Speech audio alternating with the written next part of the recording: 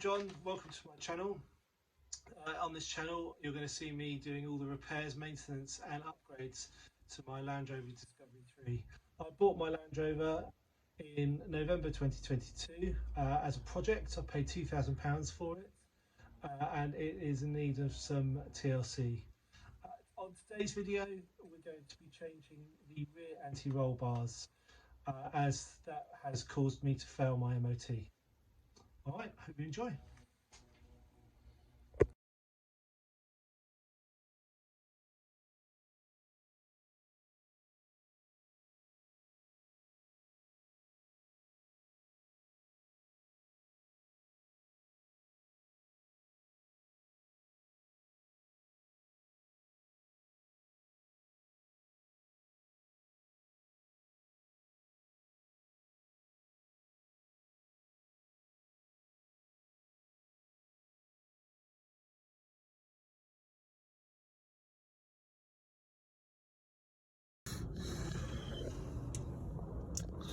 Right, so here is the bottom. This is my anti-roll bar.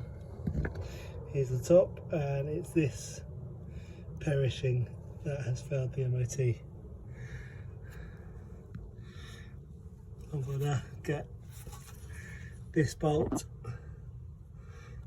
undone and this bolt undone on both sides. They look pretty rusted, so we're going to clean them up and put some penetrating oil in there, soak them for a couple of hours, make sure we can get that off. Right, well, try and scour off as much of the surface rust as I can to give our penetrating oil its best chance of doing its job, getting in there and lubricate the bolt from the inside out.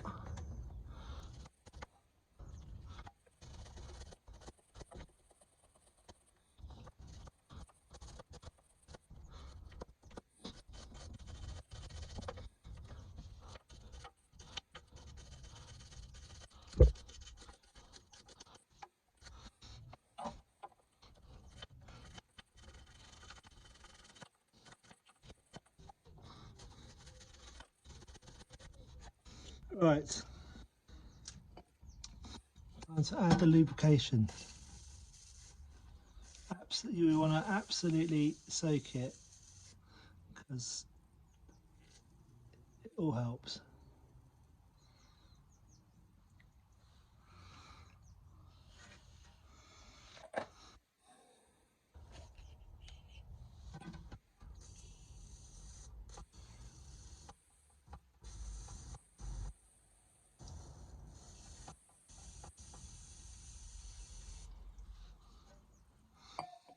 Right.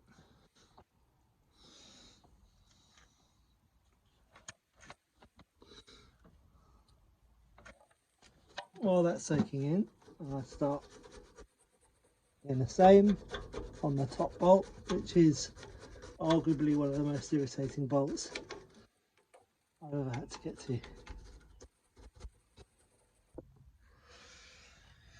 Right, here we are on the passenger side. You can see this one's pretty rusty as well.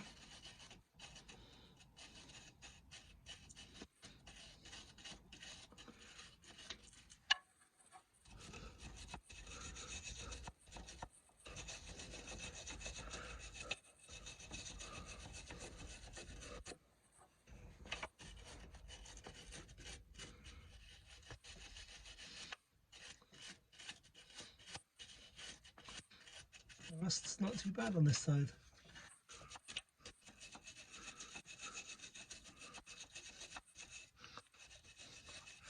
Famous last words, maybe.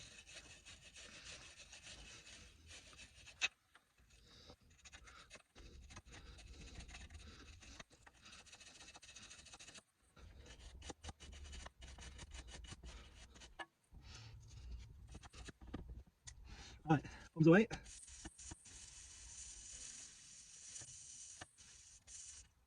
Again, giving it really good soaking.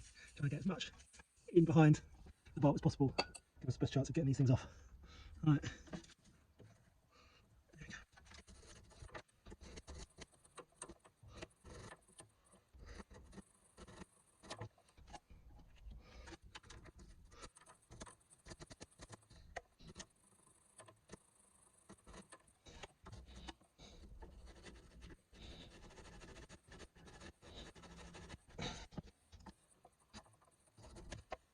Right.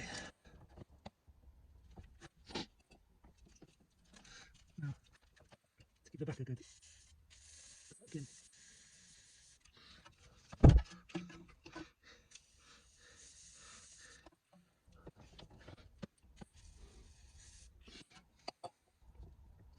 Just let that permeate in now, I suppose.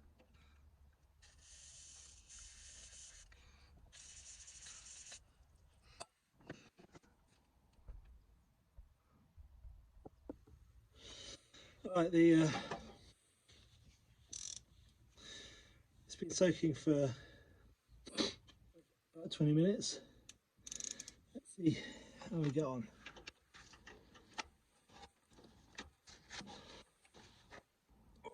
Oh, fucking hell.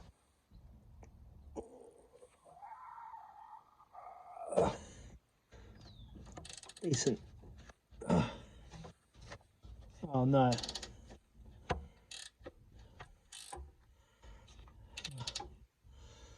The whole lot's moving.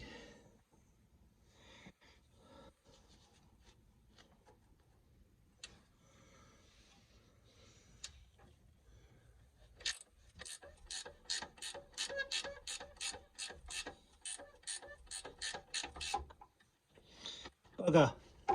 Bugger, bugger, bugger.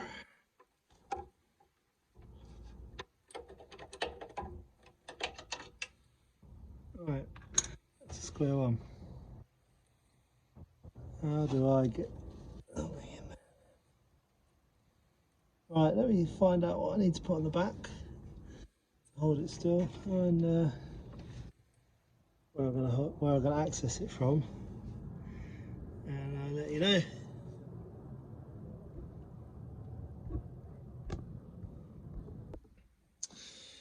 Right, after reading the manual, I found out that the ends of the track rod ends are 8mm, so I've got an 8mm socket, which I hope is gonna, there we go, work in conjunction to get the bolt off for me.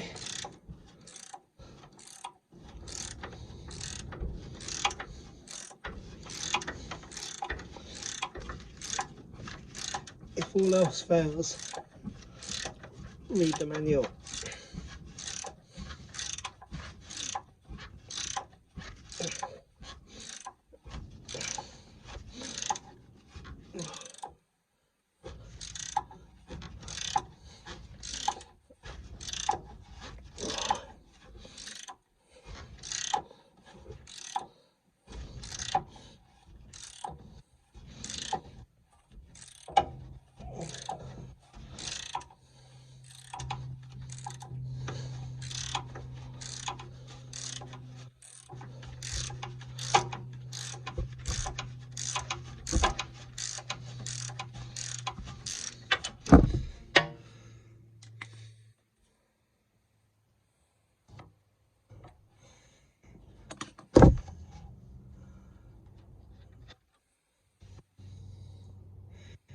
One 25% of the undoing process. Now I'm done. I can't work out how I'm going to get the camera to see the bolts, so we're going to go into time-lapse mode, and you can see me fight to get this top bolt out on my back underneath the car. See you on the other side.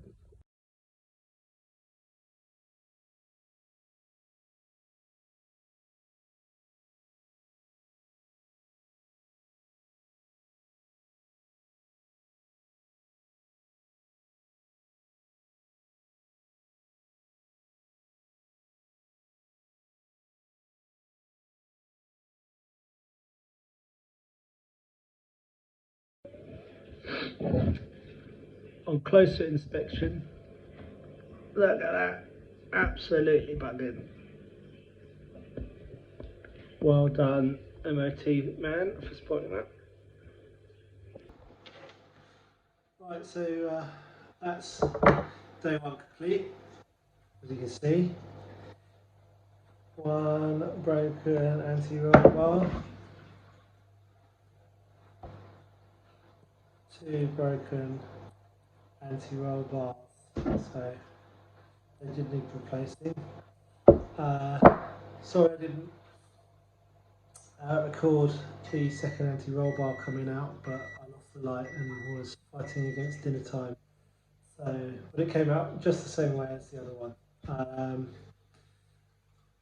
Day two will be the install. See you Saturday morning.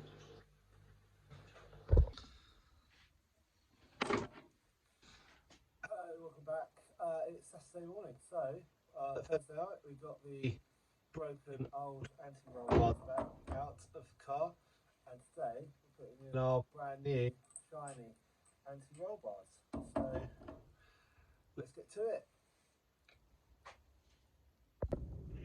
Right, here we are on the offside rear, the driver's side rear. Got my anti-roll bar. I've got my lovely pot of copper grease, or anti-seize, some people call it. And it's quite straightforward. I'll put some copper slip on the threads of the anti-roll bar, so it's easier for me next time.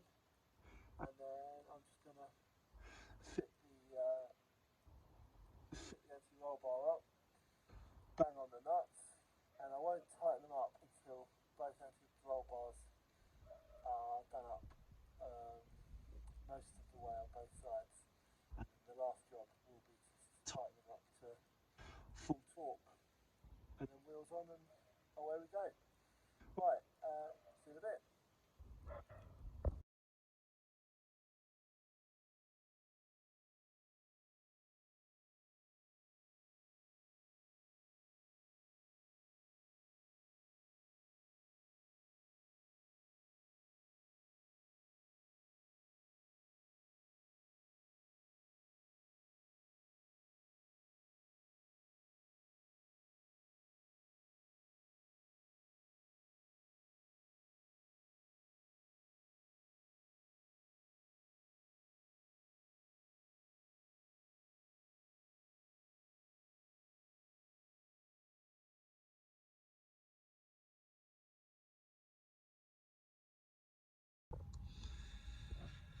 Right, there's one done.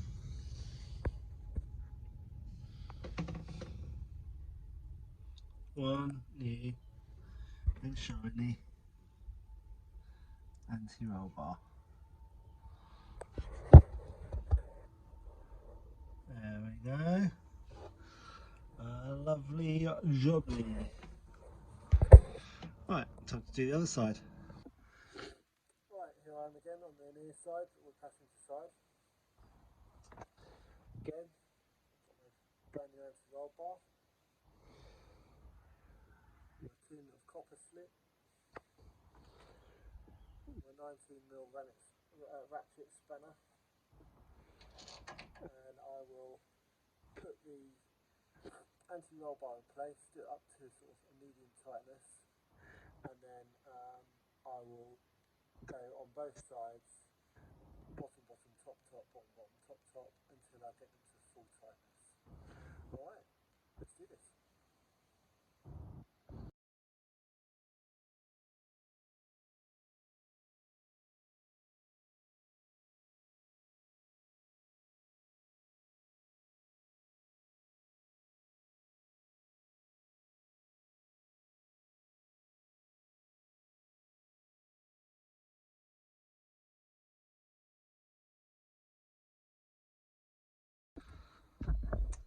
So I've come across a bit of a problem with the other anti-roll bar in place.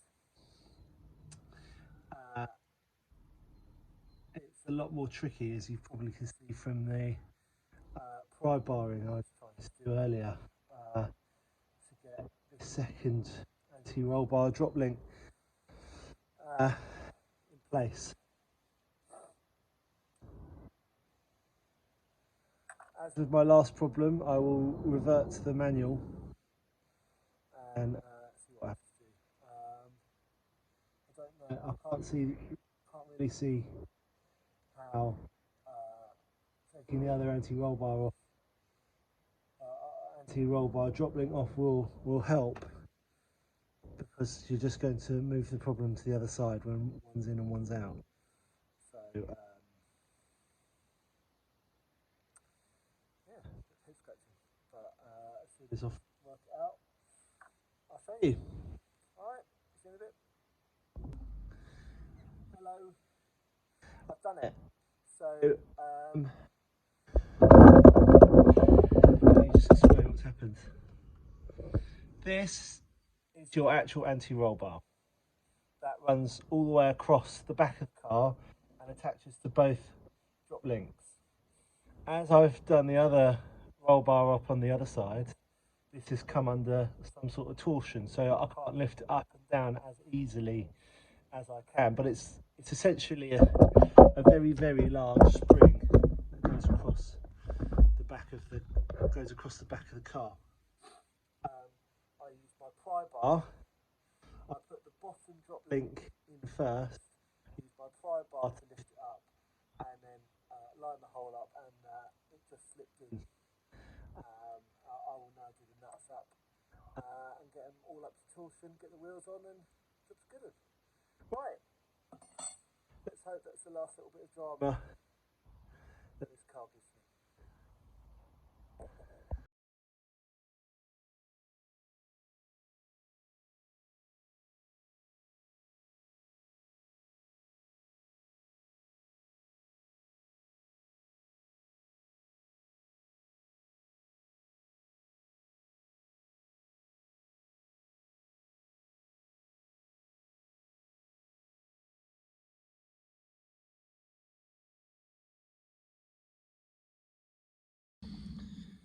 Right, so that's the last bolt done up to sort of medium tightness. Now what I'm going to do is I will do it up to as tight as I can get it, really. The Hayes manual says it should be 116 newton meters on these nuts, but unfortunately I've only got a ratchet spanner that can fit in there. I don't have the long sockets, so I won't be able to get my torque wrench on there. So I'm just doing it up as tight as I can, really. Right. So that's it done. I've tightened up the drop links, the anti-roll bar drop links to full tightness. Can't get them any tighter than they already are. Time to put the wheels back on and job done.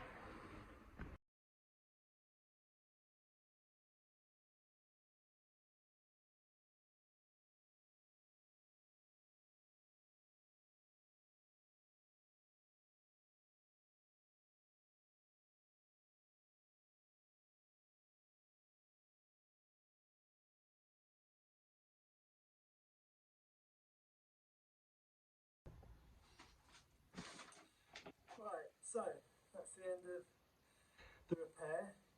Thank you for watching. I'm a very novice mechanic. It's why it's taken me so long to do it. I learn as I go. It's a great hobby, and you can start with minimal tools. So I completed this with a set of ratchet spanners that go up to 19mm, set of sockets, 8mm sockets, screwdrivers, a bit of grease, and a Hayes manual if you can't stretch to the full Land Rover workbook guides. But catch me on the next side where I try and fix my headlights, as the level sensor has also caused me to fail my MOT, so that is going to be my next repair. Please subscribe, please like, it does help the channel. See you soon. Cheers for watching.